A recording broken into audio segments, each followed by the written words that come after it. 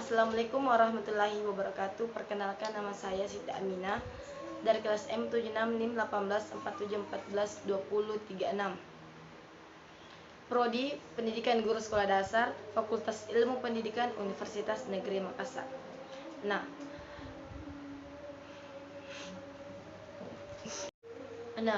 pada pertemuan pertama saya akan membahas tentang objek material dan objek formal. Nah, sebelum kita mengarah ke objek material dan objek formal, kita perlu tahu apa itu objek. Objek di sini adalah merupakan suatu pokok pembahasan atau pembicaraan atau suatu objek yang dapat diamati. Nah, adapun objek terbagi menjadi dua, yaitu adalah objek material dan objek formal, di mana objek material di sini itu adalah sesuatu yang ada dan realitas, sedangkan objek formal di sini itu adalah menyadari ilmu itu sendiri. Nah, selanjutnya sifat dari material dan sifat dari formal, yaitu kalau dari material itu sendiri sifatnya itu adalah ilmu yang mencakup apa saja, baik dalam hal-hal konkret atau abstrak. Sedangkan dari sifat dari formal itu sendiri yaitu bagaimana cara kita mengamati objek-objek yang terus terkait dengan objek formal yang merupakan objek material yang dikaji secara khusus. Itu adalah materi kedua, yaitu adalah landasan filsafat pendidikan. Nah, menurut filosofis, landasan filsafat pendidikan itu adalah seperangkat asumsi yang bersumber dari filsafat yang dijadikan titik tolak pendidikan. Nah, dalam filsafat pendidikan banyak sumber yang dari pandangan di dalam perkembangan dunia pendidikan atau menyangkut keyakinan terhadap hakikat manusia. Nah, selanjutnya itu adalah apa itu pengertian dari landasan filsafat pendidikan. Itu adalah merupakan seperangkat asumsi yang bersumber dari filsafat yang dijadikan titik tolak pendidikan. Nah, dalam hal ini terdapat hubungan atau implikasi antara gagasan-gagasan dalam cabang-cabang filsafat umum terhadap gagasan-gagasan pendidikan. Nah, selanjutnya itu adalah materi ketiga, cabang filsafat, di mana cabang filsafat ini membahas tentang ontologi. Ontologi di sini merupakan ilmu hakikat yang menyelidiki alam nyata dan bagaimana keadaan sebenarnya. Yang kedua itu adalah epistemologi, di mana epistemologi di sini merupakan ilmu yang membicarakan sumber pengetahuan dan bagaimana cara kita mengetahui dan memperoleh sebuah pengetahuan. Nah, selanjutnya itu adalah aksiologi. Aksiologi di sini adalah ilmu pengetahuan itu sendiri, di mana kita mempelajari hakikat dan manfaat ilmu sebenarnya dari pengetahuan. Nah, selanjutnya itu adalah materi keempat, yaitu adalah insan pendidikan, di mana insan pendidikan di sini membahas paham metaanalisme, di mana di sini memandang manusia dari fisik. Yang kedua adalah idealisme, memandang manusia hanya dari roh. Yang ketiga adalah realisme, memandang sebagian dari realita. Nah, di sini realisme terbagi menjadi dua. Yang pertama anemot, yaitu makhluk hidup. Yang kedua adalah inemot, makhluk tidak hidup. Nah, selanjutnya di sini juga membahas tentang manusia. Nah, manusia di sini itu merupakan suatu keutuhan, yakni antara jiwa dan raga serta jasmani dan rohani. Nah, selanjutnya di sini juga membahas tentang manusia itu adalah makhluk yang perlu dididik dan mendidik. Nah, di mana manusia adalah makhluk yang sangat memerlukan pendidikan. Nah, itu juga manusia tidak dapat dipisahkan dari pendidikan itu sendiri.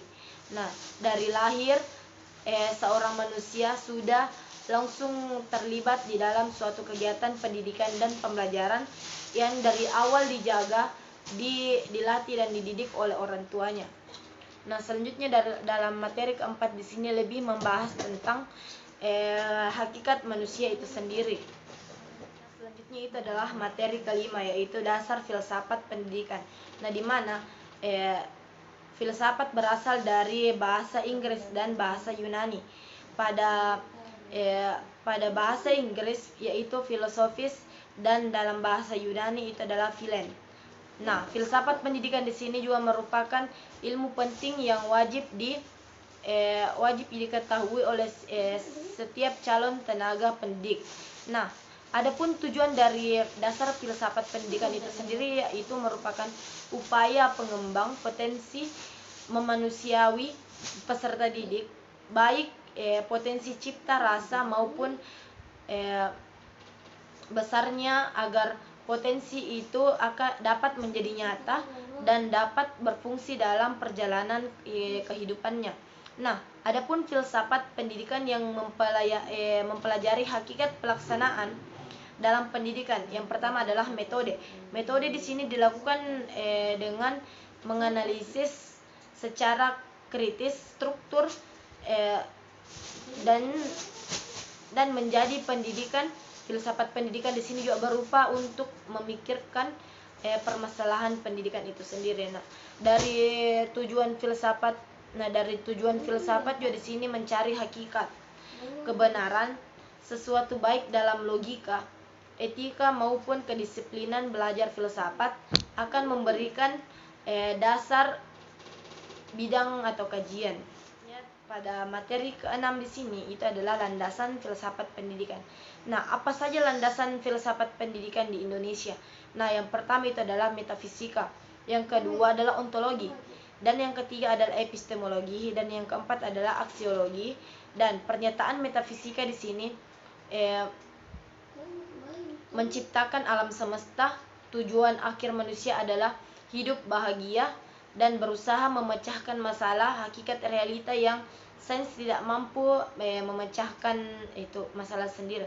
Nah, sedangkan metafisika secara praktis di sini itu adalah menjadikan percobaan dalam pendidikan.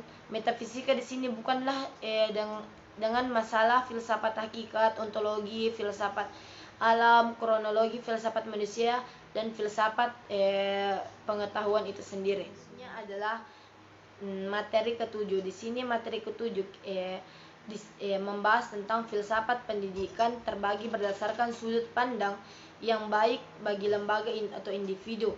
Nah, di mana di Indonesia ada 4 pandangan yang diterapkan di dunia pendidikan, yaitu adalah pandangan progresivisme, yang kedua peranalisialisme, dan yang ketiga esensialisme, dan rekonstruksionalisme.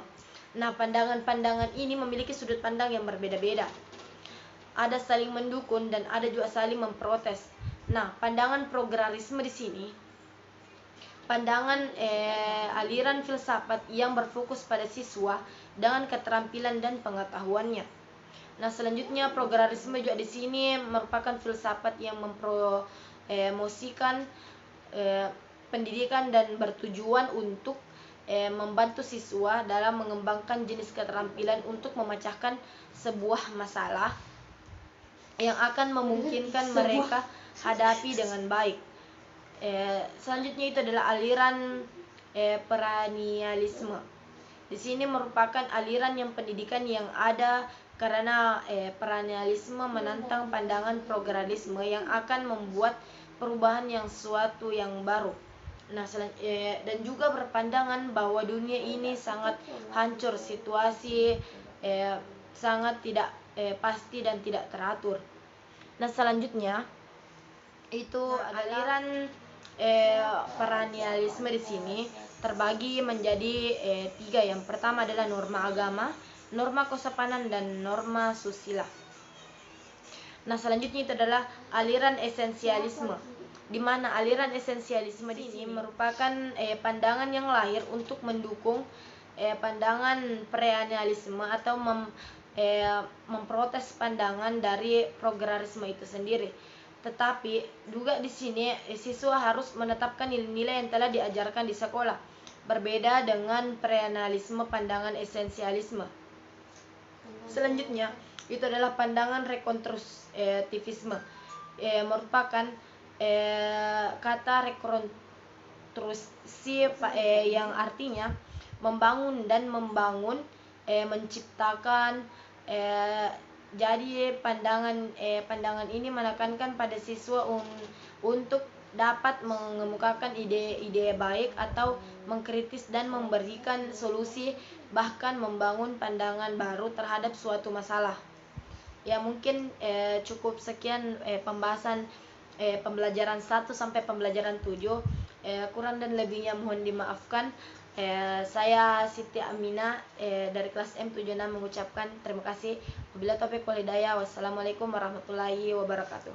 Ibu.